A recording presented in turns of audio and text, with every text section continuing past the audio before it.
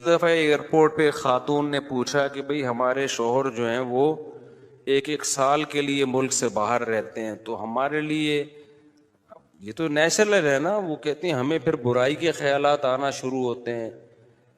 تو انہوں نے کچھ ایسے کچھ سوال پوچھے، وہ حیا کے خلاف ہے، میں اس کو نہیں یہاں ڈسکس کر سکتا.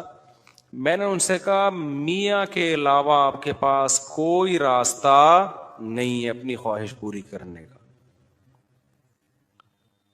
تو وہ کہنے لگی پھر ہم کیا کریں، میاں بھی مجبور ہے. وہ کہہ رہے ہیں میں کیسے، اور اپنے ساتھ رکھ نہیں سکتا میاں، کیونکہ جو ہے وہ اس کے پاس اتنی تنخواہ نہیں ہے کہ بیوی کو رکھ سکے.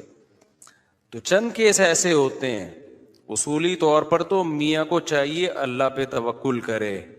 غریب بھی ہے نا اپنے ساتھ اپنی بیوی کو رکھے، کوئی بات نہیں، میاں بیوی دونوں روکھی سوکھی مل کے کھا لیں گے، کم پہ گزارا کر لیں گے.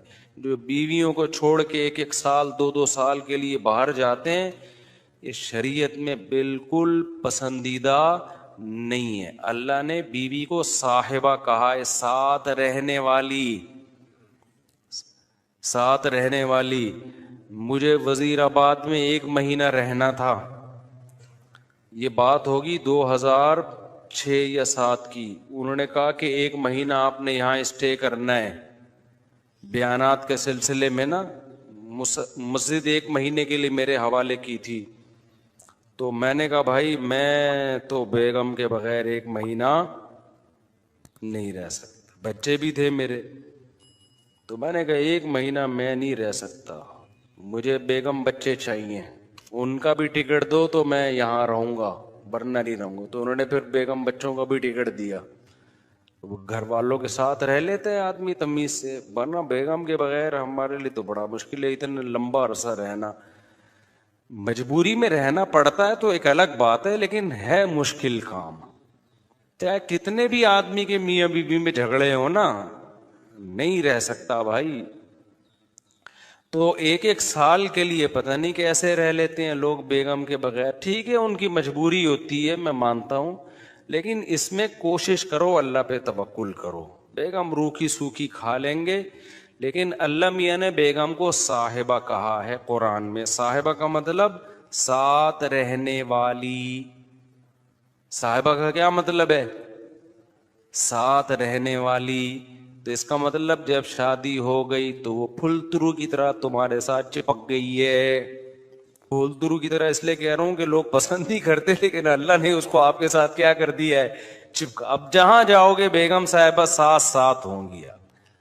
شارٹ ٹائم کے لیے جانا ایک الگ بات ہے، لانگ ٹائم کے لیے جانا ہے تو بیگم آپ کے ساتھ اللہ نے بولو چپکا دیے. وہ خود بھی گناہ سے بچے گی، تم بھی گناہ سے بچو گے. تو اس لیے یہ طریقہ ٹھیک نہیں ہے سال سال کے لیے میاں بیوی کا دور رہنا. اور پھر خواتین بھی پریشان ہوتی ہیں. تو گناہ کسی کے لیے بھی حلال نہیں ہے. میں نے اس خاتون سے کہا کہ 1 سال آپ کا شوہر باہر ہے، کیا اس کے لیے حلال ہے گناہ کرنا وہاں پہ؟ اس کے لیے حلال نہیں ہے تو آپ کے لیے بھی حلال نہیں.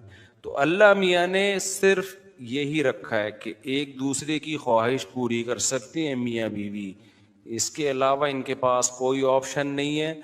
تو اب پھر بھی نہیں آ رہا میاں، تو میں نے ان خاتون کو یہ کہا کہ اپنے آپ کو بیزی رکھیں. آپ کیا کر رکھیں بھائی؟ کوئی پازیٹیو ایکٹیویٹیز میں اپنے آپ کو کھپا دیں. ایسی موویز تو ویسے بھی ٹھیک نہیں ہے دیکھنا، خاص طور پہ فحش موویز دیکھنا، اور ٹک ٹاک پہ صبح و شام بے حیائی. تو جب یہ انسان کی عادت ہے، جب وہ اپنے آپ کو کسی پازیٹیو کام میں لگا دیتا ہے نا، تو چند دن پھر یہ جھٹکے لگیں گے، اس کے بعد انسان نارمل. کئی لوگ ہیں جو 1 سال گھر سے باہر رہتے ہیں مجبوری میں، بیویاں بھی رہتی ہیں، وہ گناہ نہیں کرتے. وجہ کیا ہے کہ وہ سوچتے ہی نہیں نا اس بارے میں، وہ اپنے آپ کو بزی رکھتے ہیں، مصروف رکھتے ہیں.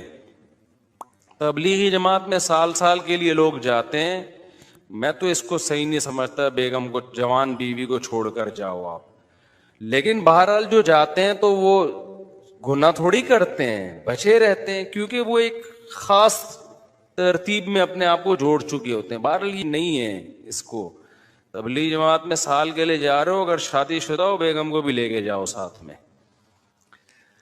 ہم تو یہی کہتے ہیں تبلیغ والوں سے بھی، بھائی اگر سال کے لیے جا رہے ہو نا تو یہ زمانہ بہت خطرناک زمانہ ہے. حضرت عمر نے جہاد میں نہیں چھوڑا تھا تو یا اس کے لیے جو ہے وہ ایجڈ ہو گئی ہے، بوڑھی ہو گئی ہے، ایک الگ بات ہے، لیکن آج کل بہت مسائل کھڑے ہونے کا خطرہ ہوتا ہے. لوگ کہتے ہیں نہیں فلاں سال کے لیے گیا کوئی مسئلہ نہیں ہوا. بھائی مسئلہ ہونے پر حکم کا مدار نہیں ہے، فتنے پر حکم کا مدار ہے، خوف پر. بے پردگی جب ہوتی ہے تو لازمی زنا نہیں ہوتا، لیکن زنا کا خطرہ ہوتا ہے. تو خطرے کی بیس پہ شریعت نے عورت کو پردے کا حکم دیا ہے. سمجھ رہے ہو؟ تو آپ اپنی بیگم کو 1 سال کے لیے، جوان بیوی ہے، اس کو چھوڑ کے چلے گئے تو ضروری نہیں کہ وہ برائی میں لگے، لیکن برائی کا خطرہ ہے نا. تو خطروں کی بیس پہ احکام دیے ہیں شریعت نے. برائی کا یقین ہو پھر تو بالکل ہی حرام ہے. تو خطرے کی بیس ہے، خطرہ اس بات کا. اس لیے اتنا لمبا بیگم کو چھوڑ کے جانا ٹھیک. اور میں آپ سے بتاتا ہوں، دیکھو جس کو بیوی کے حقوق دینے ہو نا، اپنی بیٹی کو سامنے رکھ کے سوچ لے.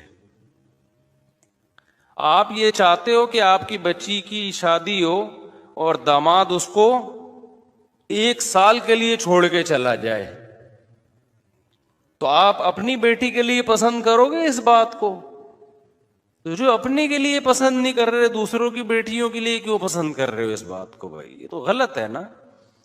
تو اس لیے یہ اچھے لوگوں کی علامت نہیں ہے. ہاں تبلیغ میں اللہ کے لیے قربانی دے رہے ہوتے ہیں، لیکن بیگم کو بھی لے جاؤ یار. سمجھتے ہو گے نہیں سمجھتے؟ یا پھر شادی کے بغیر پہلے سال لگا لو، شادی کی ہے تو پھر بیگم کو ساتھ لے کے جاؤ. تو بڑے مسائل کھڑے ہونے کا خطرہ ہوتا ہے آج کل. تو اس لیے اس میں جب، اور اگر نہیں ہے کوئی صورت نہیں بن رہی ہے، تو پھر اپنے آپ کو مثبت ایکٹیویٹیز میں اتنا کھپا دو. تو میں آپ کو گارنٹی سے کہتا ہوں چند دن، چند مہینوں کے بعد آپ کے دماغ سے وہ خیالات نکل جائیں گے. تو آپ مصروف کر دو گے اپنے آپ کو، لیکن اس بیس پہ آپ کے لیے کوئی بھی گناہ حلال نہیں ہے، گناہ حلال نہیں ہوگا آپ کے لیے. اچھا بھائی، طاہر شمیر رحیم یار خان انٹرچینج سے جب بھی گزر ہو میرے پاس کھانا کھا کے جائے. ٹھیک ہے انشاءاللہ. صلو علی الحبیب. چلیں کبھی گزریں گے تو. لیکن وہی ہے، کسی سے ملاقات نہیں کروانی، سیدھا کھانا رکھ دینا ہے، اصرار نہیں کرنا. ہماری مرضی، کھانا کھائیں نہیں کھائیں، نکل لیے پھر ٹھیک ہے. ایسی دعوت ہمیں بہت اچھی لگتی ہے. دیکھو مجھے وہ مہمان اچھا لگتا ہے جو بے تکلف ہو. آپ سمجھتے ہو نا میری اس پوری تقریر سے کہ میں لوگوں سے ملنا نہیں چاہتا، ایسا نہیں ہے. بے تکلف آدمی مجھے پسند ہے.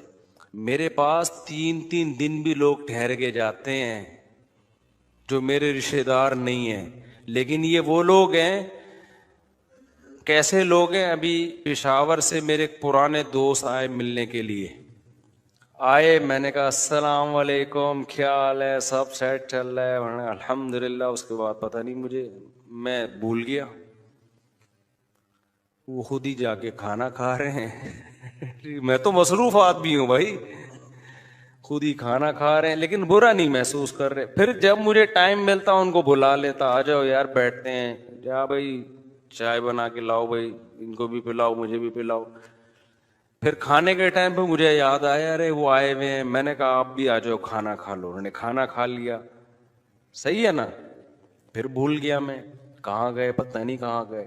پھر اگلے دن مجھے یاد آیا، اوڑے بندہ آیا ہوا ہے بھائی، لیکن وہ ناراض نہیں ہو رہا.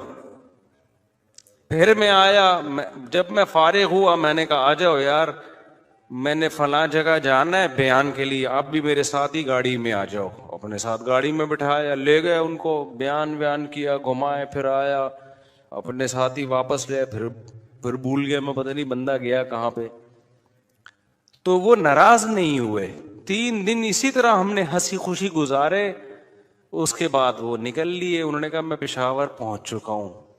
میں نے کہا یار کوئی میری طرف سے کوتاہی ہو گئی, معاف کر دینا. کہہ رہے کہنا تو یہ چاہیے تھا, بدتمیزی کی انتہا کر دی آپ نے.